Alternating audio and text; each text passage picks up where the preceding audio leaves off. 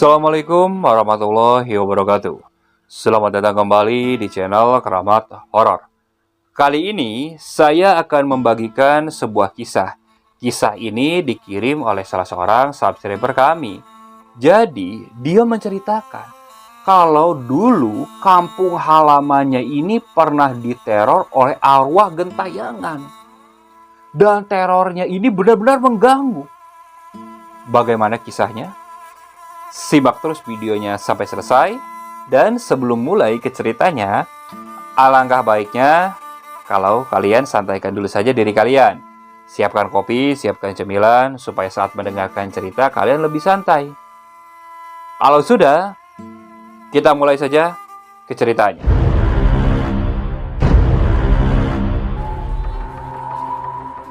Peristiwa ini terjadi di salah satu desa di wilayah Cipendei, Bandung Barat. Pada tahun 1987, saat itu ada salah seorang warga, sebut saja namanya Ibu Maryam. Ibu Maryam ini sedang hamil tua. Namun saat dia sedang melahirkan, dirinya tidak kuat. Akhirnya Ibu Maryam ini meninggal dunia. Naasnya lagi, bayi yang dalam kandungannya pun ikut meninggal.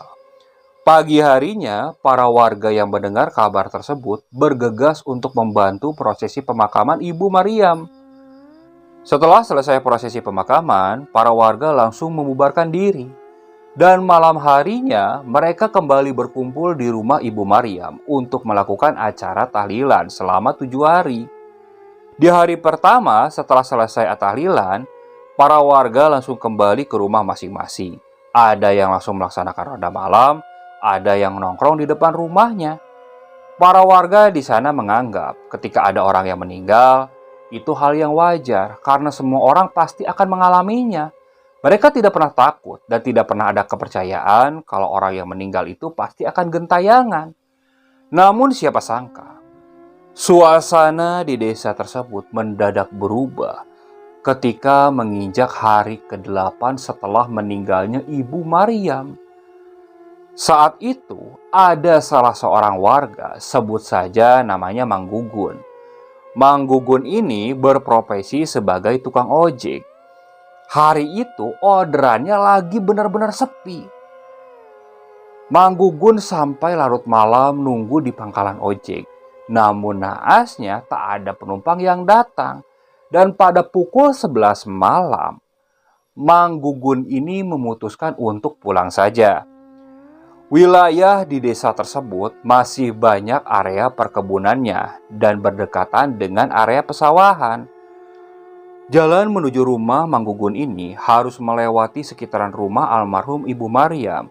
Dan di dekat rumah almarhum Ibu Maryam ini, ada area perkebunan bambu luasnya kurang lebih sekitar 150 meter. Semenjak 7 hari meninggalnya almarhum Ibu Maryam, rumah almarhum ini dibiarkan kosong. Suaminya kembali ke kampung halamannya, yaitu di desa sebelah. Saat itu, Mang Gugun terus saja melajukan sepeda motornya. Dan saat dia mulai memasuki area perkebunan bambu itu, Mang Gugun merasakan kalau bulu kuduknya ini mulai berdiri. Namun dia coba tepis rasa ketakutannya. Dan saat dia melajukan kembali motornya, Mang Gugun ini merasakan motornya ini mendadak berat. Seakan ada sesuatu yang mendadak duduk di jok belakangnya. Awalnya, Mang Gugun ini coba tarik pedal gasnya. Namun tetap saja, motor ini melajunya pelan. Hingga akhirnya Mang Gugun ini memberhentikan motornya. Karena penasaran, dia nengok ke belakang. Saat dia nengok ke belakang, di belakang gak ada siapa-siapa. Sepi. Hanya terlihat kebun bambu yang gelap dan tanpa penerangan sama sekali. Karena merasa ada sesuatu yang tidak beres, cepat-cepat Mang Gugun kembali melajukan motornya. Saat dia melajukan motornya, mendadak motornya ini mati. Mang Gugun coba menyelam motornya itu. Beberapa kali dia coba. Namun motornya ini tidak mau menyala. Karena sudah kesal, Mang Gugun turun dari motor. Sambil ngomel-ngomel, dia cek motor tersebut. Karena bagi dia hari itu benar-benar apes. Sudah mah dari siang sampai malam dia sepi penumpang, sekarang motornya mogok. Sambil terus ngomel-ngomel, dia terus cek mesin motor tersebut. Namun mesin itu tak ada yang aneh. Tak ada kendala yang membuat motor ini mogok. Saat Mang Gugun sedang berjongkok dan mengecek motor, dia mendengar ada suara perempuan yang memanggil namanya. Gun, Gugun, lagi apa? Mang Gugun bangkit. Dia mencari sumber suara tersebut. Karena jalanan di sana gelap tanpa ada lampu penerangan, dia susah untuk mencari sumber suara itu. Dan saat dia melihat ke arah depan, di samping dia melihat seperti ada seorang perempuan yang berdiri. Siapa? Namun perempuan itu hanya tertawa kecil. Posisinya samar-samar Mang Gugun melihat si perempuan itu membelakanginya. Karena penasaran, Mang Gugun ini menghampiri perempuan itu. Hei, siapa? Ngapain malam-malam di situ? Saat Mang Gugun mendekat, dia mencium ada aroma bau busuk yang cukup menyengat. Semakin Mang Gugun mendekat, bau itu semakin jelas. Dan perempuan itu terus saja tertawa pelan. Mang Gugun mulai merasakan bulu kuduknya mulai berdiri. Mendengar tawa perempuan itu, Mang Gugun langsung menghentikan langkahnya. Woi, jangan bercanda woi. Siapa woi? Perempuan itu terus saja tertawa. Karena merasa ada sesuatu yang tidak beres, Mang Gugun ini langsung kembali ke motornya. Dia langsung naik. Dengan cepat dia coba nyalakan motor tersebut. Motor itu langsung menyala. Dan ketika motor itu menyala, lampunya langsung menyoroti perempuan itu. Dan Mang Gugun melihat dengan jelas tubuh belakang perempuan itu bolong. Masih banyak darah yang keluar. Dan yang lebih menakutkannya, di bolongan tubuh sosok tersebut muncul bayi kecil yang berlumuran darah. Sosok bayi itu seakan melambaikan tangannya ke arah Mang Gugun. Mang Gugun yang sudah ketakutan saat itu juga langsung tarik pedal gasnya. Namun naasnya, saat dia tarik pedal gasnya, motornya ini langsung mati. Dan sosok si sundel bolong itu terus saja tertawa menertawakan Mang Gugun.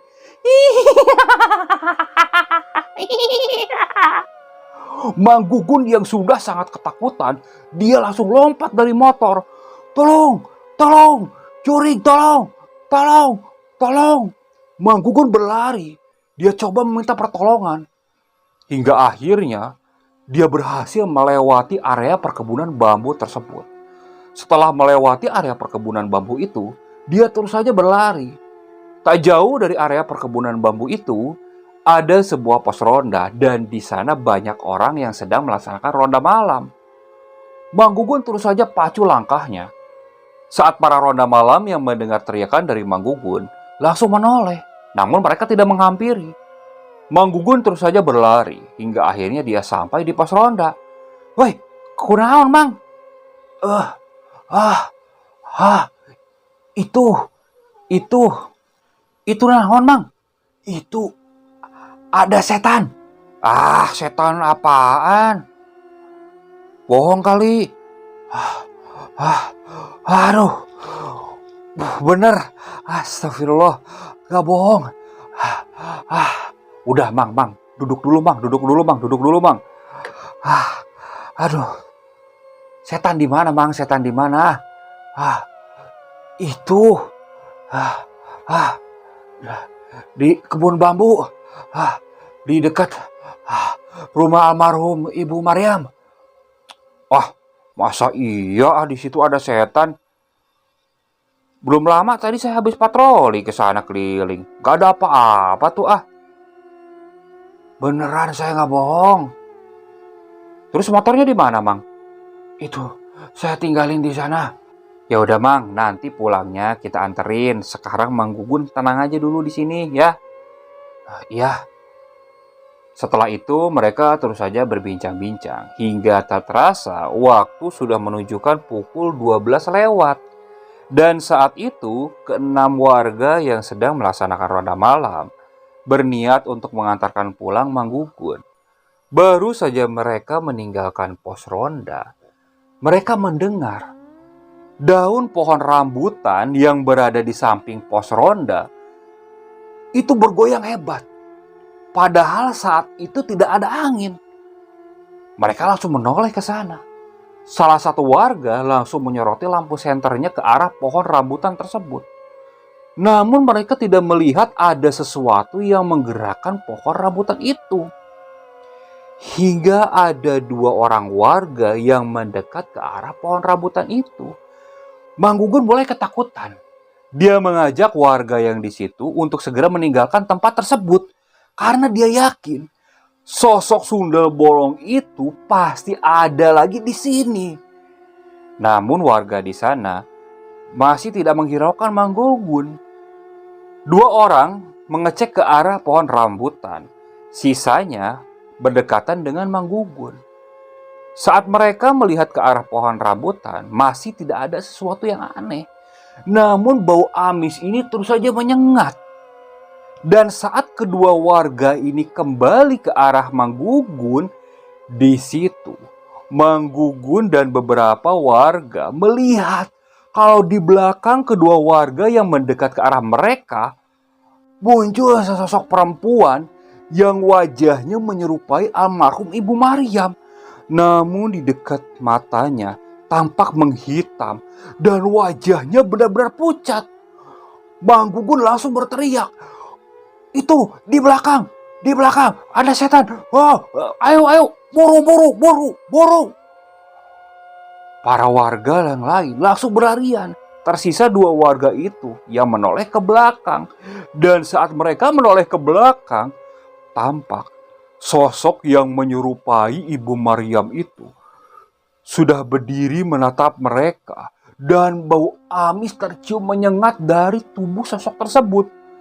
Karena panik, kedua warga itu langsung berlarian. Esok harinya, desa tersebut langsung geger. Mereka membicarakan sosok Ibu Maryam yang gentayangan. Namun sebagian warga ada juga yang tidak mempercayainya. Mereka menganggap cerita itu hanya bualan belaka. Namun sebagian memilih untuk berdiam diri di rumah. Apalagi para bapak-bapak yang melaksanakan ronda malam, mereka seperti enggan untuk ronda malam lagi. Mereka ketakutan. Dan pada malam harinya, sebut saja namanya Ibu Siti. Ibu Siti ini sedang menggoreng singkong di dapurnya. Dan di dapurnya ini ada sebuah jendela yang tidak menggunakan gorden. Jadi langsung terlihat keluar. Saat sedang menggoreng singkong, Ibu Siti mendengar seperti ada cekikikan perempuan di luar rumahnya. Awalnya dia tidak menghiraukannya. Namun suara cekikan itu semakin dekat dan benar-benar dekat. Karena penasaran, Ibu Siti ini melihat ke arah jendela. Dan saat dia melihat ke arah jendela, di jendela itu tampak sosok kuntilanak yang menyerupai Ibu Maryam itu sudah menempel di kaca jendela dan memperlihatkan wajahnya yang pucat dan menyeramkan. Melihat penampakan yang sangat menyeramkan, Ibu Siti ini langsung sangat ketakutan. Dan parahnya lagi, tangannya ini tidak sengaja menyenggol penggorengan yang berisi minyak panas. Dan minyak panas itu tumpah ke kakinya. Saat itu juga Ibu Siti langsung tak sadarkan diri. Saat suaminya menemukan Ibu Siti dalam keadaan seperti itu, dengan cepat dia langsung dilarikan ke rumah sakit. Esok harinya, kejadian yang menimpa Ibu Siti ini ramai dibicarakan oleh warga di sana. Dan warga semakin mempercayai akan munculnya sosok sundel bolong yang menyerupai almarhum Ibu Maryam. Saat malam hari, Suasana di desa mendadak sepi. Orang tak ada lagi yang berani keluar. Mereka menutup rapat-rapat pintu rumah. Jendela mereka tutup. Dan gordengnya selalu tertutup rapat-rapat. Mereka sangat ketakutan. Apalagi pada malam hari sering terdengar suara cekikikan tawa perempuan. Seakan membuat nyali ini ciut. Namun ada salah satu warga, sebut saja namanya Mang Caam. Mang Caam ini bisa dibilang orang yang cukup pemberani. Kalau dia tidak melihat sendiri, dia tidak percaya. Jadi saat itu dia sering sesumbar. Namun pada suatu malam, ternyata dia harus mengalami sebuah teror juga. Saat itu pada pukul 10 malam, Mang Caam masih belum tidur. Dia masih asik mendengarkan siaran radio di radio kesayangannya. Rumah Mang Caam ini berupa rumah panggung. Dan saat ia sedang asik mendengarkan radio, pintu rumahnya ini seperti diketuk orang. Ketukannya ini satu kali, terus berhenti, terus berulang. Namun ulangan ketukannya ini selalu ganjil. 1, 3, 5. Terus terdiam kembali. Namun tak ada suara. Mang Caam membiarkan saja.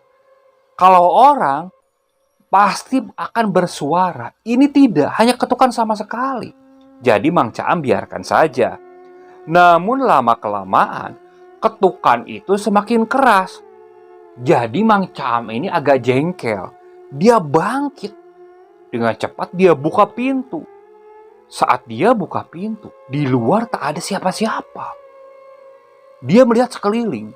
Di luar benar-benar sepi. Tak ada siapapun.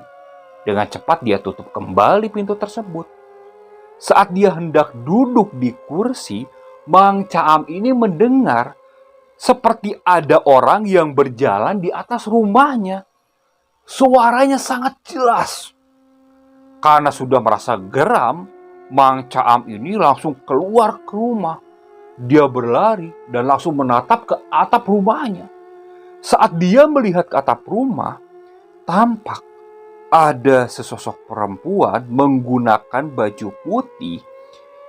Itu sedang berjalan di atap rumah Mang Caam. Mang Caam terus saja memperhatikan perempuan itu. Namun lama-kelamaan, perempuan itu melayang dan mendekat ke arah Mang Caam. Dan saat itu juga Mang Caam melihat wajah dari perempuan itu benar-benar menyeramkan. Tidak menyerupai almarhum Ibu Maryam. Ini benar-benar hitam, keriput. Dan matanya ini benar-benar menakutkan. Mang Caam saat itu juga nyalinya langsung rontok. Bergegas Mang Caam berlari masuk ke dalam rumah. Karena posisinya rumah panggung, jadi saat ada orang berlari itu menimbulkan suara. Dan istri Mang Caam langsung terbangun. Ketika sampai di depan kamar, Mang Caam langsung terduduk lemas. Matanya langsung menatap kosong waktu itu. Istrinya langsung bingung melihat Mang Caam seperti itu. Kenapa Mang Caam tidak menjawab. Mang Caam hanya bisa terdiam sambil melihat dengan tatapan yang kosong. Esok harinya, Mang Caam langsung demam. Namun dia masih tidak bisa berbicara. Dia tetap diam. Jadi istrinya masih bingung apa yang dialami oleh Mang Caam. Sampai 3 hari, Mang Caam masih seperti itu.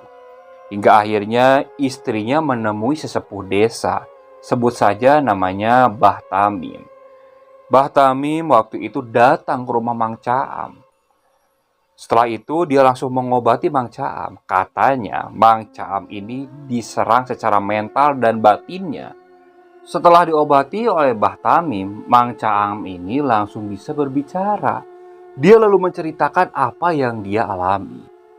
Mendengar cerita dari Mang Caam dan keluhan dari beberapa warga, Bah Tamim ini mulai mengadakan tindakan. Dia juga sudah sangat geram kepada sosok yang menyerupai almarhum Bu Maryam.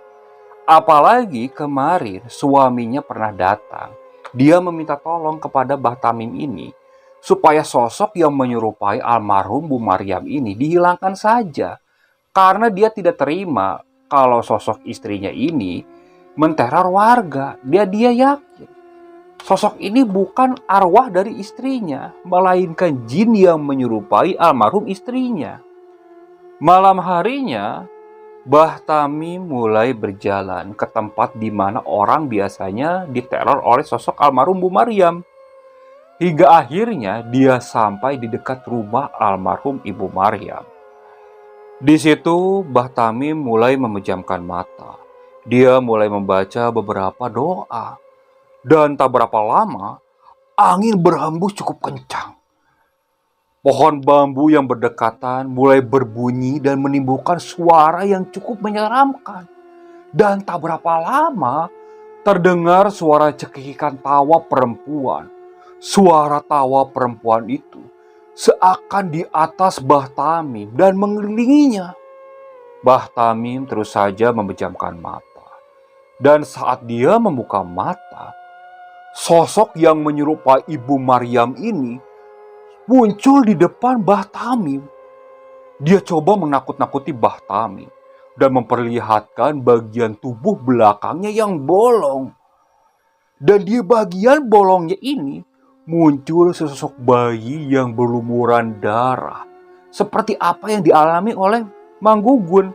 Namun Bah Tamim ini tetap diam. Dia terus saja merapalkan doa. Saat kuntilanak ini coba mendekat, tiba-tiba dia terpental. Dan di situ, wajah dari sosok sundel bolong ini mendadak berubah menjadi hitam dan berkerut seakan seperti mumi. Dan yang lebih menyeramkannya, matanya ini berwarna merah. Dia seakan marah kepada Bah Tamim. Dan dengan cepat, dia langsung menerjang ke arah Bah Tamim. Bah Tamim dengan cepat langsung menghindari serangan dari sosok sundel bolong itu. Dan saat itu, terjadi pertarungan yang cukup hebat antara Bah Tamim dengan sosok yang menyerupai almarhum Ibu Maryam ini. Hingga akhirnya, sosok ini sedikit dapat ditaklukkan oleh Bah Tamim. Bah Tamim mengetahui kalau jin yang menyerupai almarhum Bu Maryam ini adalah sosok jin yang sangat kuat. Dan saat itu, sosok tersebut mau dipindahkan oleh Bah Tamim dan menjauh dari area pedesaan. Bah Tamim saat itu memindahkan jin tersebut ke area pesawahan. Namun, sosok tersebut mengajukan persyaratan kepada Bah Tamim. Jadi, kalau ada orang yang lewat ketika waktu surup, orang tersebut akan diganggu. Waktu itu, Bah Tamim berpikir, mungkin cara mengganggu sosok ini paling memperlihatkan wujudnya saja. Jadi, dia iakan saja kesepakatannya itu. Esok harinya, Bah Tamim bilang ke warga di sana kalau teror tersebut sudah berakhir dan sosok tersebut sudah Bah Tamim pindahkan ke area pesawahan. Dan Bah Tamim mengingatkan untuk warga yang lewat ke area pesawahan tidak boleh di waktu surup karena sosok itu pasti akan menteror yang lewat. Warga pun mengiyakan. Beberapa hari kemudian, suasana desa sudah mulai berubah. Warga mulai berani kembali keluar rumah. Suara-suara yang mengganggu kini sudah hilang. Aktivitas warga pun kembali seperti biasanya. Namun, 2 bulan kemudian, ada suatu kejadian kembali. Dan kejadian itu dialami oleh Mang Aib. Saat itu, Mang Aib sedang berada di area pesawahan. Karena masih tanggung dengan pekerjaannya, dia lanjutkan sampai sore hari. Bahkan saat pukul 5:30, Mang Aib ini masih ada di area pesawahan. Saat azan maghrib berkumandang, di situ Mang Aib baru sadar. Bergegas dia langsung pulang. Namun apa yang terjadi? Ketika Mang Aib berjalan di pematang sawah, awalnya dia mendengar ada suara cekikikan tawa perempuan. Padahal saat itu, langit belum terlalu gelap. Mang Aib langsung menghentikan langkahnya. Dia menoleh mencari sumber suara. Namun, saat dia kembali melihat ke arah depan, berjarak sekitar 3 meter, di depan Mang Aip sudah berdiri sesosok perempuan yang sangat menakutkan. Wajahnya benar-benar menyeramkan. Saat itu, Mang Aip langsung terdiam. Cangkul yang dia pegang langsung dia jatuhkan. Tanpa pikir panjang, dia langsung berlari. Namun parahnya, sosok tersebut langsung melayang dan mengikuti Mang Aip dari belakang. Mang Aip tambah panik. Tolong, tolong, tolong. Sosok itu terus saja mengikuti Mang Aip. Mang Aip berlari sudah tak tentu arah. Bahkan area pesawahan sudah dia terjang. Dia sudah tidak peduli lagi. Yang penting sosok ini bisa menjauh.